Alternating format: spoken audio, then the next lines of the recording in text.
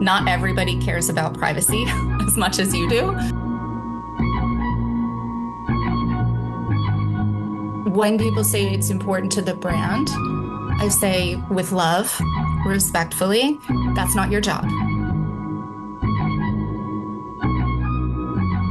I think this is where we get out of metrics and we get out of a quantifiable discussion into a human one.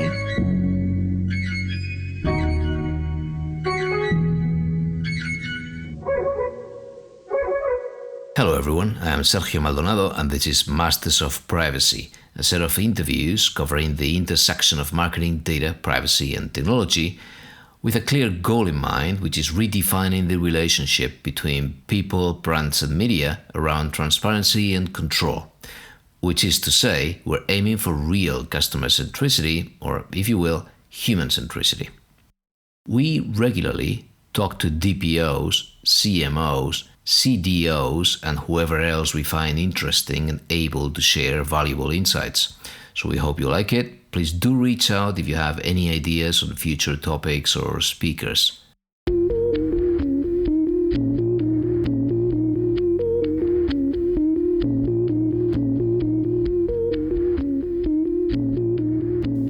Okay, today we have Reid, who is founder of the Privacy Pro, a boutique firm that provides essential training, tools and support for privacy professionals to turn knowledge into action.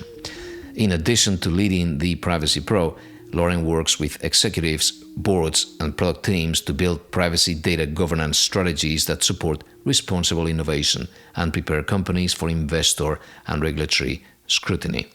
She has a 20-year track record in this space and brings us a very practical perspective of the data protection or privacy discipline. Let's go for it.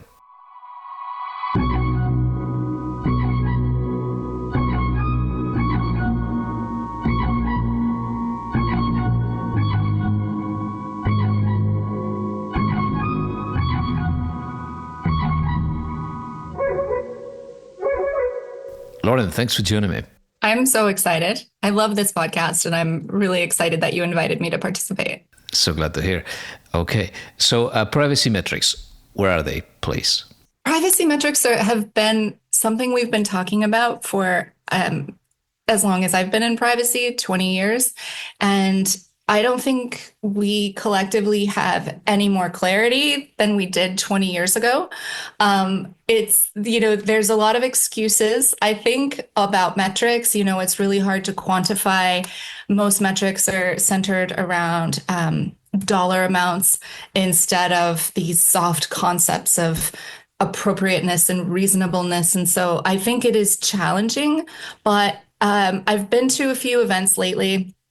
And I've been on a couple of panels with brilliant people in the space who are really, I would say, not necessarily even making technological developments toward getting better metrics. It's almost stripping it back. We've talked about this idea that you don't need another dashboard. And that's something I say all the time, is that I think with metrics, it's kind of getting back to basics about how do people make decisions, and dashboards is not how people make decisions. So what would be a better approach, and how do you handle that balance or that trade-off between something that is easy to put together and then measure over time and aggregate over time, and something that is more valuable, even though it could be more abstract, if that makes any sense?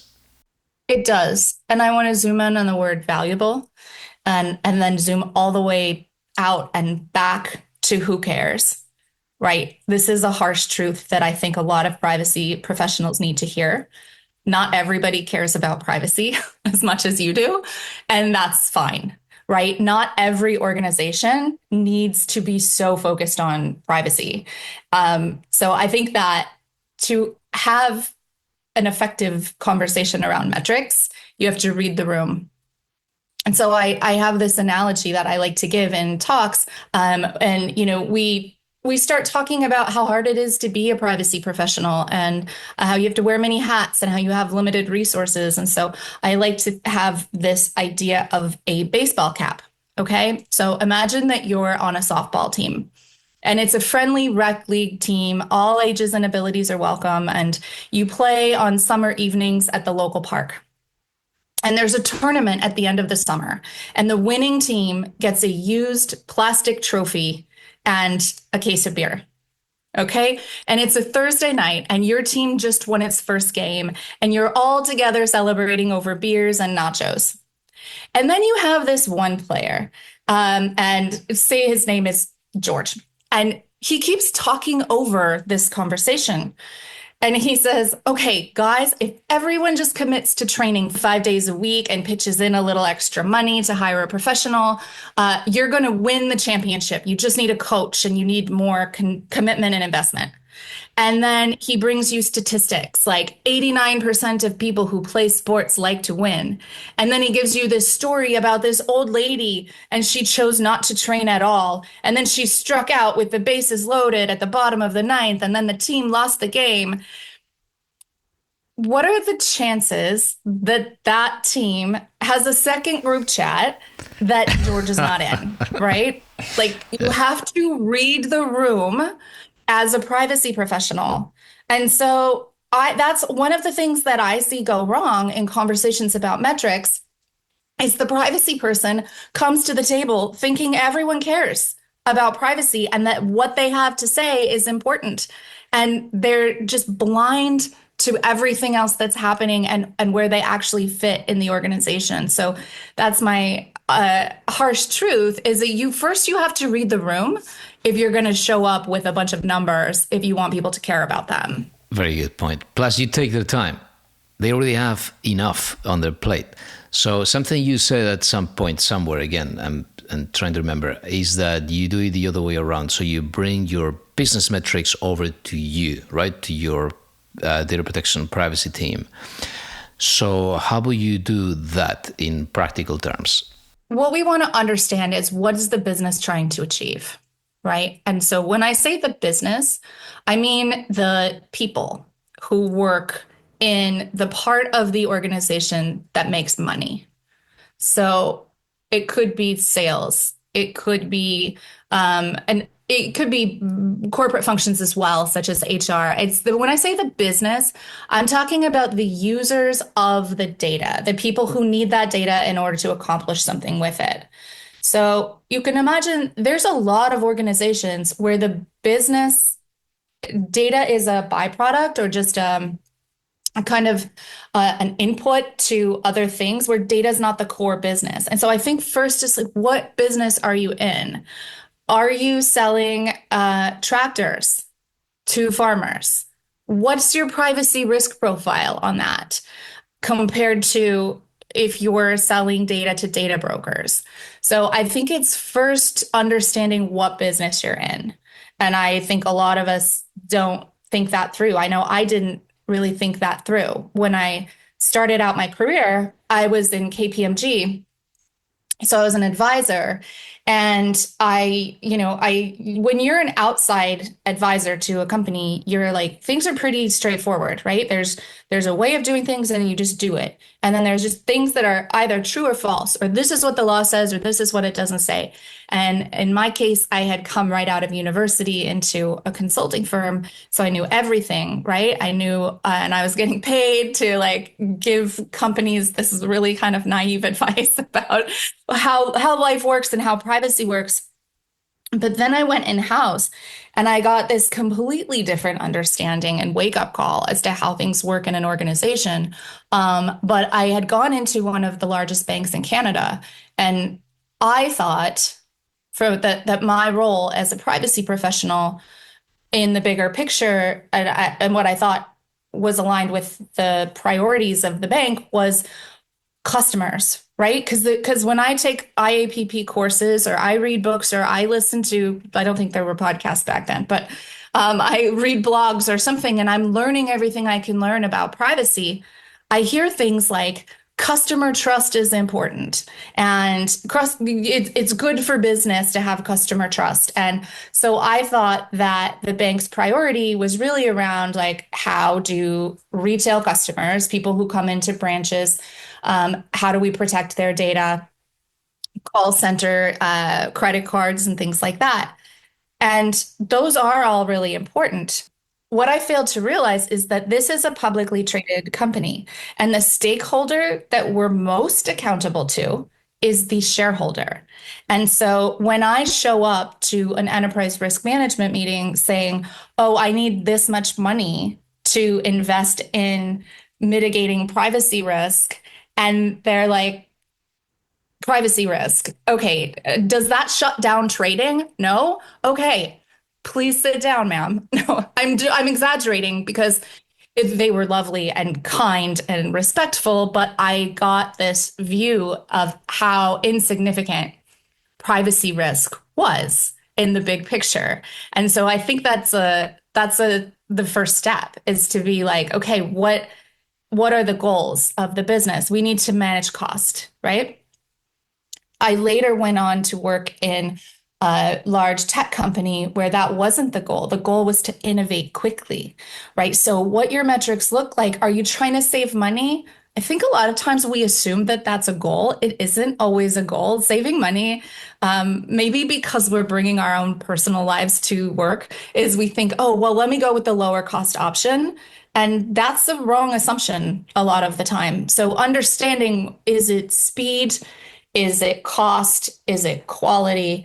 What are those business goals? Do we need to get to market faster than anybody else? Because if so, we're going to have to take some risks that might not be comfortable for a privacy professional. For years, we've been saying that even before the GDPR, if a company did not have, privacy by design well ingrained within products and services, they'll be punished. Their brand would suffer. We've seen huge scandals, gigantic data breaches, and even after that, sometimes when money is at stake, the brands recover. If it's a gigantic breach, I know, I don't know, Marriott, Starwood Hotels, that was gigantic, and still they're sort of recovering, right? And it was huge. And I can think of many. So even in that case, which is supposed to be the worst case scenario, brands recover. And so that's one thing, even though I would like to believe that I do not trust a brand that doesn't respect me. But, sometimes you don't have that many options. In a very regulated market, you've got 3 banks, and all 3 may be equally bad. Imagine that we go back to your sports team example, and we have something like a basketball team. And so the way the data protection, the privacy professional could help is that they want to be able to gather more data. That's the reality. They want to sell more merchandise. They're worried. They have all of these people, going into their websites and digital properties, and they have all of these people going into their stadiums. They want to collect. The reality is not that they want to protect themselves against some sort of crisis. Instead, they want the opposite. You want to support the goal of collecting more, better data, not for the sake of it, because we also understand very well the principles, but you want to help them work with data. So is that a good example? And if that's the case, how could we map our privacy metrics to make sure that we're making progress to something like that, which is collecting more data so that their funnel is bigger and their customer base potentially widens? That's exactly it, is you're focusing on what their priorities are. When people say it's important to the brand, I say with love, respectfully, that's not your job. You're not in charge of brand. Marketing and brand and communications are in charge of brand. And if they tell you that trust is key and privacy is key, then your job is to deliver on that. But you don't get to decide what's important to the brand. I liken it to this concept that we're very familiar with in investments, right? What's a good or a bad investment? Well, that's not how it works. You get a prospectus and it says, if you have a high risk tolerance, this is the one for you. If you need a quick return, this is the one for you. And so being risk averse is making you irrelevant, frankly. If you're going in saying, you're the guy on the baseball team that's like, hey guys, can we work a little harder? And everyone's going, that's not our brand, right? So I think that's the key. Brand is not your job. But if the business comes to you and says, we need to get more data, then here's what I love. And one of my clients actually came up with this three-pronged plan to increase the pool of addressable data, right? In the business and startup world, you talk about the total addressable market, the TAM. So here, if you think about our role in that as privacy professionals, looking at the total addressable pool of data to increase that pool. So you can increase the data volume by earning the trust of customers or partners or users, right? So now we're getting what we wanted, which is more trust, but we are linking that to getting more data and not having a nice brand story, right? Because that's not what we were asked to do. We were asked for more data. So if we say you will get more data if people want to use your app or if they opt in, if you're adding more value and you're adding more transparency and you're saying, hey, if you download this app, we're going to use your location as you travel throughout the stadium, and we're going to use that to better understand and whatever. I give a privacy notice.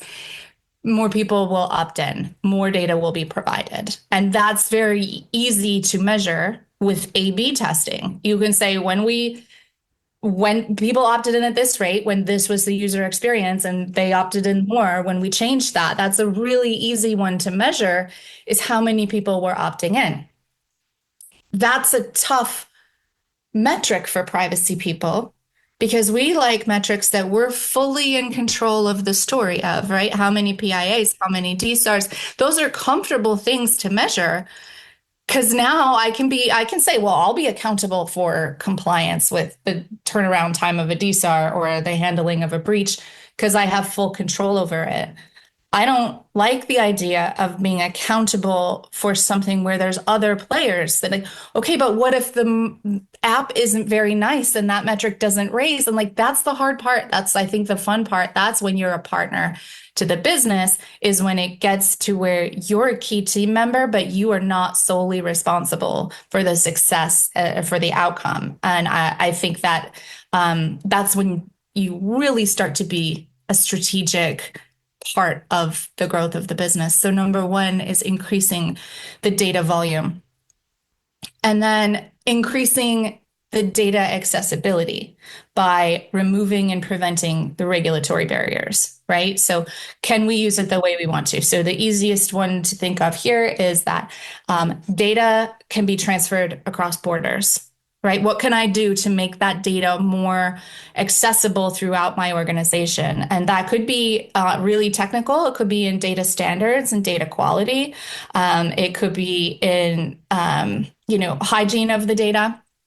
But how can I, as the privacy professional, make sure we have more of it and that we're able to do more things with it and use it in the ways that we want to?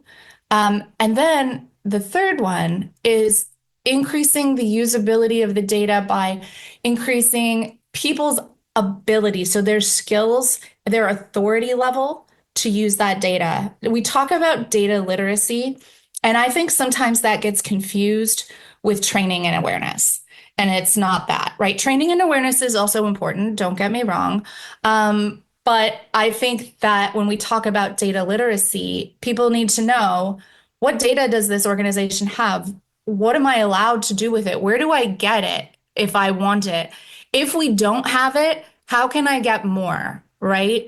I see this, like you see coming out of regulators, you see guidance and focus and all of this. I see articles and panel discussions of people talking about how, oh my gosh, purchasing data from data brokers is like they're implying it's morally wrong. Like it's business. And in this country, I'm in the US now, it's legal right now. So don't show up talking about the moral, issues around it. That's an important job. That's the job of an activist. That is not the job of a privacy professional. Your job is to figure out how to do that in an ethical and responsible and legal way. If they say they need the data and they don't have it, your job is to figure out how they can get it within the bounds of values and ethics and the law and integrity. Good, thank you. So I was going to get to that. And so I wonder how you get to some of these goals, because there's two possible avenues. One of them is you have some red lines established. Therefore, whenever you're trying to collect more data, right? So we're talking about getting, again, obtaining this total addressable pool of data, increasing that. We can get to that through A/B testing, as you're saying, right? And where is the red line to, before we get to manipulative design, right? And to dark patterns? Because through A/B testing, if you let the whole thing run, ad infinitum, in the end, you end up with dark patterns, which is always going to be the best, sort of the greatest data set. But then it would break the other metric that you're discussing, which is the element of, you're talking about usable data, right? So quality data. So the data has to be good. If we use dark patterns, then data is probably going to be poor, because we're going to be getting everyone to sign up with some fake email addresses, because in the end we're forcing them to do it, or we're provoking them to do it. So should we look at the utilitarian way to arrive at this metric, right? At the total address, at this pool of, of email addresses or whatever, contact details, or should we follow the red lines approach so that both will prevent manipulative design? I think this is where we get out of metrics and we get out of a quantifiable discussion into a human one and a judgment-based one. And this is, I spent one of my favorite parts of my career working at a software company, Nimity, one of the first privacy software solutions. And I did this work that I'm so proud of. And I met the most amazing clients around the world. This was in the lead up to GDPR. And it was before there was any VC money in the privacy world, right? There was just a few small bootstrapped companies. And so there was a question of like, what tools do people need? And can they be made? So there was always, this is when GRC systems were coming into popularity. I had implemented a GRC system at the bank I was at. And so we were having this conversation about like, how much can we boil privacy down to checkboxes, right? This is a cliche that I love. Privacy should not be a checkbox. And now you should buy this tool that allows you to just check all of these boxes and then be done, right? I think it's exciting to see where tools have gone and the work that's been done to quantify things. But one of the things that I don't like now is that everybody's trying to logic and automate their way out of this kind of a discussion. And they're trying to not take risks. People don't want to be the one to say, that's a little bit manipulative, and I'm fine with it because I want that data, right? That's a conversation that does happen. It happens every day, but we're so busy investing our time into like automating that and like, okay, if we could just have somebody sign off on this and then there's a decision tree, it's like, if this, then this, is it red or is it green? What if this, blah, blah, blah, blah, blah. And we don't want to just sit down like you and I are sitting down and say, okay, where's our line here as a company?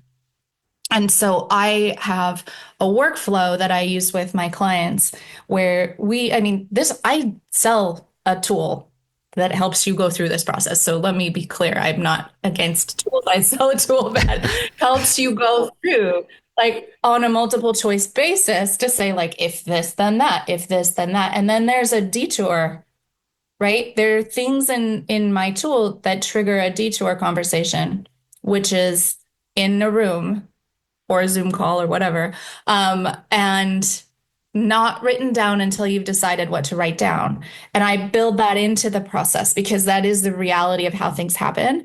I'm not going to put that in I'm not going to put this discussion about what level of risk I accept in a tool that I have 55 seats of my privacy team have access to it, right? That's not how it really works. So these nuanced conversations happen. I think the key is who has the final say. and who should be in the room. And are we all on the same page? So I do a risk workshop. This is one of my favorite things to do with clients. And when I'm working with a smaller organization, especially like a scale up, these are my favorite types of companies to work for. Is like a software, a tech company, a fintech company that just raised a bunch of money, and now they have to figure out who they are, right? As they're growing up, I say there's in a transition time, and they're bringing in people from all these different expertise, right? Sometimes you're getting a CEO installed by the board, and sometimes you're getting a CTO that was a founder, and you're bringing all of these people together to say, who are we as a company? Where are our values? And so I have this it's like a slide deck, but it's on one end, it says, where are we on a scale of money is no object to we're on a shoestring budget? And where are we on a scale of move fast and break things to we're a certified B Corp and we're being ethical? And where are we on a scale of zero tolerance for risk to whatever happens, happens? And then we have a little slider that we move throughout the discussion. And we only get through 5 in a 90-minute workshop because to hear what the CTO thinks about how much money should be spent on security compared to what the CFO thinks about that, or to look at what does general counsel think about how fast we should bring something to market versus the chief revenue officer. And those conversations are so rich and valuable. We get to where on the slider this should be, and then I will write up for them, here's what it looks like at that level. It looks like launching things into production that haven't been reviewed. Are you fine with that? And then they're like, actually, maybe we just dial that back a little bit. And, maybe it goes to what does it look like day to day to make those kinds of decisions and who gets the final say?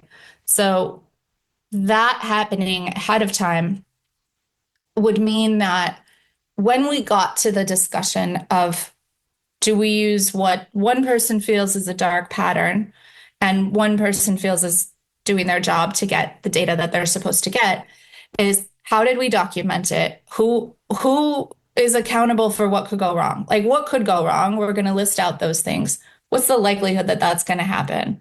What's the likelihood that people are going to feel misled? What's the likelihood that we're going to get caught? What's the likelihood that if we do get caught, we're going to get fined?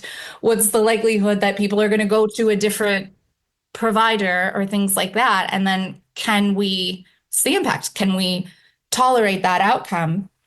And then somebody says, you know what? I hear you. I know this is a dark pattern and I'm going to launch it anyway.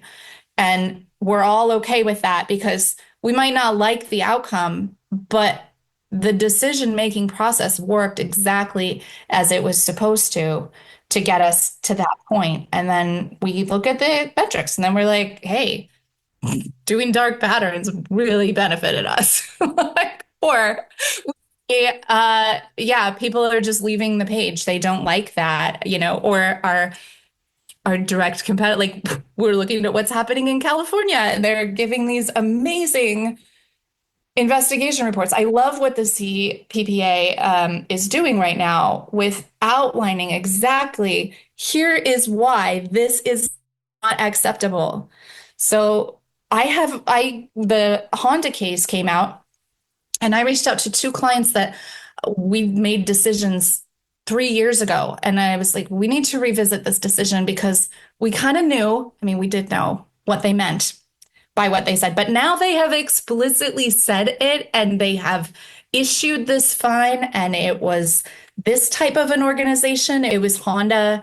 Let's revisit this discussion and see if our risk profile has changed. My conclusion from you've said a lot, okay, but my conclusion from a lot of it is that there is a human element that we cannot disregard because you've been doing software, automating a lot of it, and the world has become very engineer-driven, so to speak, in the sense that everything seems to be a mathematical, a binary problem, a Cartesian sort of problem. And this happened in many disciplines. It happened in marketing, right?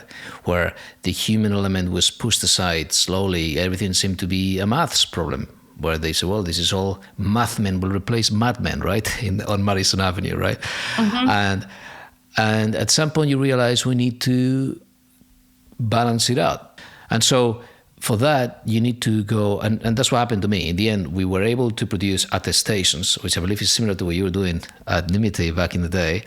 And there was a very specific business metric tied to that, which was time, the deal closing time. We managed to shorten deal closing times for SaaS companies because, of course, they go through procurement much faster. They could demonstrate through our attestation that we had, signed on the line, saying we've gone through the DPA, we've gone through the, standard contract clauses, whatever. The question is that eventually there was always room for the face-to-face, and we always ended up involving other lawyers, colleagues in, qualified lawyers or qualified consultants or qualified privacy engineers, people that really understand their stuff to get into the details. So there's always going to be that human element that we tend to disregard. But I'll shut up. So this is going to, with that thought of my head. So then something you just said as well, which I think is very important. And I had to go through this thing in my last startup, which is the values, we would call it the values pyramid, or the scale of values, where you have to accept there will be trade-offs. It is very hard to accept. Mm-hmm. No one wants to accept trade-offs. So any last tips, things that you see are exciting, things that you see taking shape today that really make a difference? I think going to why does the privacy team feel the need to justify their existence? And so no company is I don't think we need tax lawyers. I just feel like we can wing it. I read I read a blog about tax law, and I think we can handle it, right? And that is happening to us in the privacy space, where you're having to justify the existence.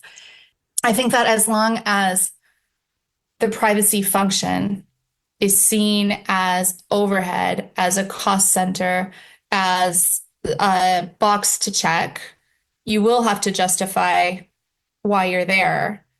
I hear privacy people saying, I'm not invited into important conversations. I think privacy needs to be a boardroom conversation and it isn't. Or I think I need more resources and I don't have it. Then speak the language of the business. I'm maybe I'm old for privacy. I'm a very young and youthful person, just generally now. I've just been in privacy a long time, and I don't have patience for this idea of complaining that no one cares about privacy, but not changing your approach and not saying, okay, if I want this to be a business issue, I need to treat it like a business issue. And so you asked if there's a development that I see. I do see that shifting. And I see it shifting as the privacy profession kind of does evolve into, there's the privacy lawyers, and there's the privacy engineers, and there's operationalists, and the architects, and the activists, and the regulators, and there's all these different roles for privacy.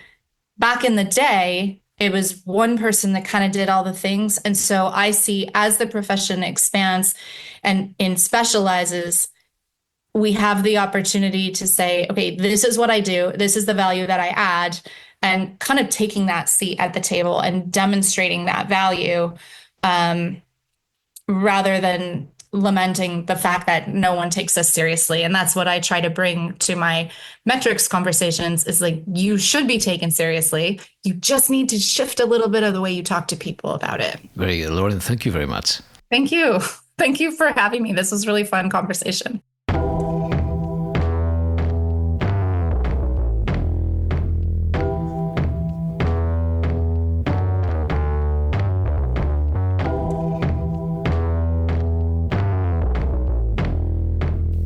Okay, that's all for today. Follow us on Blue Sky and in the Masters of Privacy Altogether profile, you will find the starter pack, which includes the feeds of all of our past guests.